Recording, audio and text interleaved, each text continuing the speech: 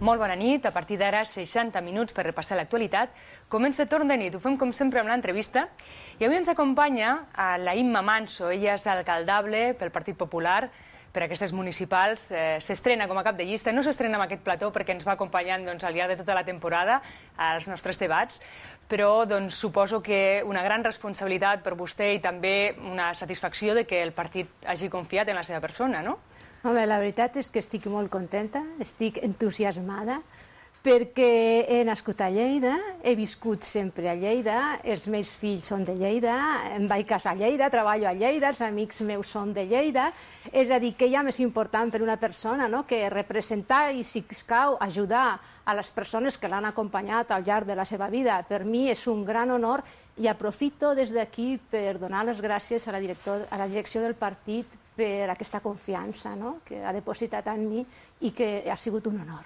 I una responsabilitat que no sé si l'has fet estar amb tensió durant els primers dies o ara ja s'ha anat relaxant o encara manté l'alerta. Un cert grau de tensió sempre és bo, perquè això fa pujar l'adrenalina i fa que estiguem actius, no? A mi m'agraden molt els reptes, vull dir, tota la meva vida he anat un repte al darrere de l'altre, m'agrada, soc una persona d'acció. I estic molt contenta. La Imma té 48 anys, és enginyera tècnica en informàtica de gestió i llicenciada en documentació, és responsable de sectorials del partit i, d'alguna manera, voldria preguntar-li com portarà també una mica la conciliació de la vida familiar, laboral i, a més, política, que amb tots els compromisos que això comporta i els 4 fills que té, perquè els que en tenim un ja anem de bòlit, per tant, suposo que ja persona activa, acostumada a fer moltíssimes coses, però sí que és important això, la conciliació de la vida laboral i familiar per tothom, no? Bueno, com tu ben dius, sempre he estat conciliant la meva vida laboral amb la meva vida familiar, amb els meus amics, és a dir, estic molt acostumbrada a fer-lo. A més, ara deixaré l'agència tributària. De totes maneres, tota la vida és qüestió de prioritats. Establir unes prioritats i ser fidel a aquestes prioritats. Això per un costat. I per altre costat, jo soc partidària o crec moltíssim en el treball en equip. I a casa meva som un gran equip. És a dir, on no arribo jo, arriba el meu home, i on no arriba el meu home, arriben els meus fills. És a dir, treballem tots per lo mateix, no? Volem que tots estiguin satisfets en el que fan i això és molt important. Clar, i ara ens deien, aquest ordre de prioritats segur que seran compartides, perquè clar, una prioritat serà la política, lògicament, perquè s'hi ha de dedicar amb cos i ànima, i també la família, és lògic, no? La família sempre serà la meva primera prioritat, sempre. Molt bé. L'altre dia, precisament, ahir sortia una enquesta que deia que les millors jefes són les dones majors de 35 anys en el tema de conciliació de vida laboral i familiar, les que més entenen el que és això, no? Jo no sé si entenc, però ho he fet tota la vida, és a dir, aunque sol sigui per les vegades que m'he degut equivocar, al final suposo que ho faré bé. I la política què li aporta? A mi la política m'aporta un servei als demés, uns reptes. Veig que la situació està molt malament. Jo he estat fins ara fent política perquè sempre m'ha agradat. El que passa que, com diem, tot és qüestió de prioritats. Els meus fills eren petits i jo me volia dedicar primer amb ells. Ara, quan ells ja s'han fet una mica més grans, jo amb el meu marit hem decidit que era el moment de poder donar més i aquestes inquietuds que jo feia molt temps que tenia, poder-les traslladar a la societat. Tinc moltes ganes de fer coses i tinc moltes ganes d'ajudar perquè crec que la gent ho està passant molt malament i s'ho mereix. Clar, i no només han crescut els seus fills, sinó que vostè també haurà madurat i haurà après en aquests anys que porta la política, no? Molt. Vostè és una persona amable, dialogant, això ja ho sabem, els que l'hem tingut el plaer de conèixer-la, però, clar, per ser polític també es necessiten altres qualitats, que suposo que també les té, aquestes no les coneixem, no? Quines són les qualitats que ha de tenir un bon polític? No sé si les tinc. El que sí que sé és el que crec que té que tindre un polític i el que jo intentaré aconseguir per tots els mitjans. Un polític ha d'escoltar. Això és superimportant. Un polític ha d'escoltar a la gent del poble, però també ha d'escoltar als tècnics i a les persones que saben de la matèria. Un polític no pot prendre decisions sense informació i crec que s'han pres masses decisions en aquest país sense tindre la informació adequada. Un polític té que tindre empatia, és a dir, s'ha de saber ficar al lloc de les altres persones. Un polític té que ser resolutiu, és a dir, té que ser eficient, té que aconseguir objectius, És a dir, un polític té que fer moltíssimes coses. Un polític té que estar tot el dia quasi al costat del seu poble. Clar, té que fer moltes coses, però vostè també ho ha dit molt bé. A vostè li agrada treballar en equip i això vol dir que on no pot arribar un, arriba una altra persona. Clar, nosaltres ara en aquest moment en el partit estem formant un gran equip i estem molt contents. I per cert, ara que ens deia que estan formant un gran equip, com quedarà aquesta llista? Perquè, clar, molta gent s'esperava que potser la Horcajada fos la cap de llista, l'alcaldable, no ha estat així, no preguntem el per què, cadascú que faci tregui les seves pròpies conclusions, però una mica ens pot avançar aquesta llista i com serà, on quedaran...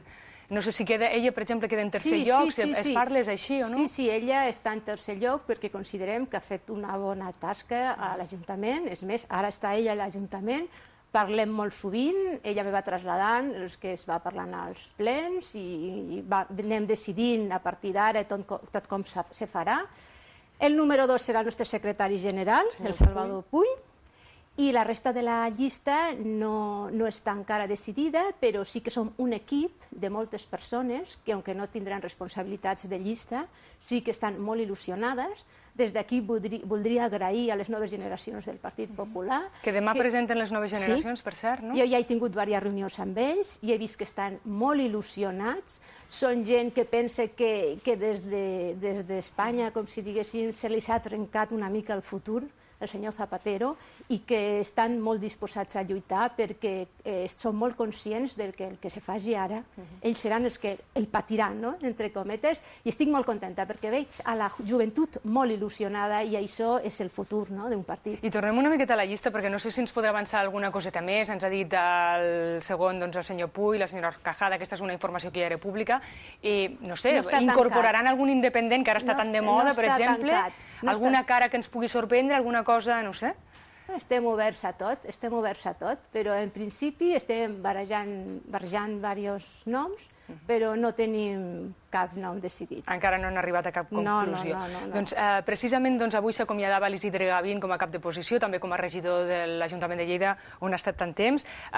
No sé, vostès, si hagués de formar equip, qui li agrada més? Doncs el senyor Gavín, que ha estat cap de l'oposició fins ara, o el senyor Zaballos? Amb qui es portaria més bé? Amb qui s'entendria més bé? Quin tarannà li agrada més? No ho sé, és que el senyor Zaballos no el conec.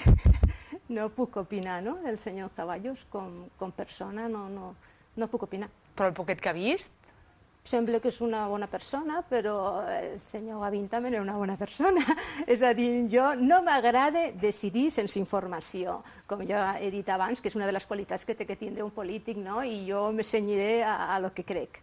I crec que no puc jo decidir sobre una persona que no coneix. Molt bé, doncs té tot aquest temps per anar coneixent-lo, perquè s'hi haurà d'enfrontar, per tant, doncs val la pena que vagi analitzant tots els moviments d'alguna manera. Jo ho analitzo tot, m'encanta. Les enquestes, alguna de les enquestes deien que el Partit Popular a Lleida trauria més bones expectatives, no? Vostè com ho veu?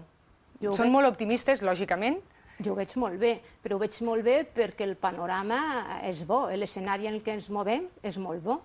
És a dir, en primer lloc, crec que els ciutadans estan molt decebuts de les polítiques socialistes, perquè han vist que les polítiques socialistes no han funcionat a Europa, no han funcionat a Espanya, que ho estem patint, no han funcionat a Catalunya, i tampoc tenen per què funcionar a l'Ajuntament de Lleida. Ells saben que les polítiques socialistes en època de crisi no funcionen i a més tenen ganes de canvi.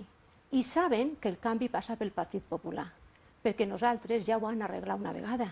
A l'època de Felipe González també hi havia una crisi econòmica, la taxa d'atur era del 22% com ara, i nosaltres vam treure el país de la crisi. És a dir, saben que les polítiques del Partit Popular són polítiques serioses, rigoroses i polítiques de futur. Aquí a Lleida fa molts anys que governa el PSC. Creuen vostès potser aspiren a trencar aquesta majoria absoluta? Home, a nosaltres ens encantaria, no? Si perdéssim 2 regidors podríem perdre aquesta majoria absoluta i jo crec que 30 anys de govern socialista són massa anys perquè se fan unes estructures molt rígides, se vicien aquestes estructures i jo crec que una bocanada d'aire fresc és bona. El canvi sempre és bo.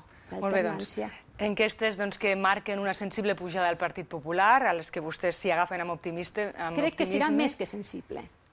Doncs millor per vostès, no? En qualsevol cas. Sí, estic convençuda perquè amb la il·lusió que estem treballant ha de ser així. Però d'altra banda, Imma, també les enquestes mostren que hi ha una pujada de l'independentisme, d'aquest fervor independentista. Això també, no sé si a vostès els pot perjudicar o no, o com ho veu, si Nosaltres més estem no. en una democràcia. En la democràcia, els ciutadans expressen la seva voluntat a les urnes. Fa menys de 3 mesos, els seus ciutadans van expressar la seva voluntat. I Esquerra Republicana va baixar un munt de diputats. Què vol dir això? Que el ciutadà, quan de veritat té que votar i quan de veritat té que decidir, no aposta per l'independentisme. I això fa 3 mesos, no l'estic parlant de fa 3 anys. I el recurs de l'Estatut ja havia sortit i Esquerra Republicana se va enfonsar. És a dir, això de que l'independentisme... Clar, però, Imma, per altra banda, també hi ha hagut partits que dins del seu programa només hi ha l'independentisme i que han entrat al Parlament. Això també vol dir alguna cosa. Si de 21 han baixat a 11 i els altres han pujat 4, són 15 independentistes. Contra 21, els números canten, Els números canten i fa 3 mesos. O sigui, no sé quin independentisme està pujant. Molt bé, està clar que vostè és de ciències, No, és que les dades són les que canten, Imma, pel que fa a l'actual alcalde i cap de llista del PSC per Lleida, l'Àngel Ros, vostè com ho veu? Les últimes informacions que han anat sortint parlaven que podria ocupar algun lloc dins del PSC. Com ho veu això? És a dir, si en algun moment hagués de deixar de banda l'alcaldia de Lleida o no? S'ho ha plantejat d'alguna manera o té alguna opinió sobre aquest tema? Sobre aquest tema, jo crec que nosaltres, els lleidatans, ens mereixem un alcalde en exclusiva. Ens mereixem una persona que treballi solament per Lleida. Hi ha un dit que diem els castellans, que es diu en castellà, que el que mucho aprieta poco abarca. I això és el que li pot passar al senyor. Quien mucho abarca, poco aprieta. Eso, quien mucho abarca, poco aprieta, perdó. Pues que això és el que li pot passar al senyor Àngel Ros. Si ell té un càrrec dintre del PSC, ell se deurà a tots els catalans, no solament als lleidatans, i no seria ètic que tingués preferències per Lleida. És a dir, jo ho trobo completament incompatible. De tota manera, la valoració que vostè té de l'alcalde de Lleida, l'Àngel Ros, és molt bona, ho ha dit en alguna ocasió. Sí, crec que com a persona és una bona persona. Com a persona i com a polític i com a alcalde, sí, però té un problema, que és socialista, i les polítiques socialistes no funcionen en època de crisi. És que ho tinc claríssim, ja he dit que a Europa no han funcionat, a Espanya no han funcionat, no van funcionar a Catalunya fa 4 dies, per què tindrien que funcionar a Lleida? Molt bé, doncs com que ja ens queda molt poquíssim temps i hi havia moltes preguntes que volia fer-li, però lògicament per temps no es poden fer, la deixo triar una mica, és a dir, què és el que vol vostè per Lleida, què és el que no vol, què és el que no li agrada, però ho ha de fer molt resumit. Com veu, no sé, per exemple, la cohesió social als barris? Li poso aquests temes com poden ser molts altres, no? Jo crec que el que es mereixen els ciutadans de Lleida és una qualitat de vida. Qualitat de vida és, per exemple, el no tindrà que agafar el cotxe perquè tinguin un bon transport públic. Qualitat de vida és, per exemple, tindre llars d'infants al costat de casa. Qualitat de vida és tindre uns carrers en condicions. Qualitat de vida és que no li tanquin les piscines municipals, com va passar. Qualitat de vida és seguretat ciutadana. Qualitat de vida són un munt de coses. Jo crec que la felicitat està en les petites coses. I per això jo la meva campanya la faré preguntant a la gent què és el que vol, i la gent, per lo que jo he vist, el que vol són sempre petites coses. I això crec que és el més important. Això de cara a lo que seria el que m'han expressat els ciutadans. I després el que crec és que ens sobren impostos, ens sobra ciment i ens sobra deute, perquè el deute no s'està costant molt car. 1 milió d'euros al mes. Amb 1 milió d'euros d'interessos jo faria moltíssimes coses, però moltíssimes per la ciutadania de Lleida. Molt bé, doncs esperem que pugui fer-ne, no sé si moltíssimes, però si més no algunes, segur que sí, quan sigui com sigui, d'una manera o d'una altra. Moltíssimes gràcies de veritat per acompanyar-nos. L'esperem un altre dia per parlar precisament d'aquestes petites coses que són moltes i que no hem pogut parlar avui. Gràcies, Imma Manso, alcaldable pel Partit Popular, que tingui molta sort. Vale, moltes gràcies. I encantada que hagi pogut aproximar aquestes seves impressions a totes les persones que ens veuen ara. Moltes gràcies.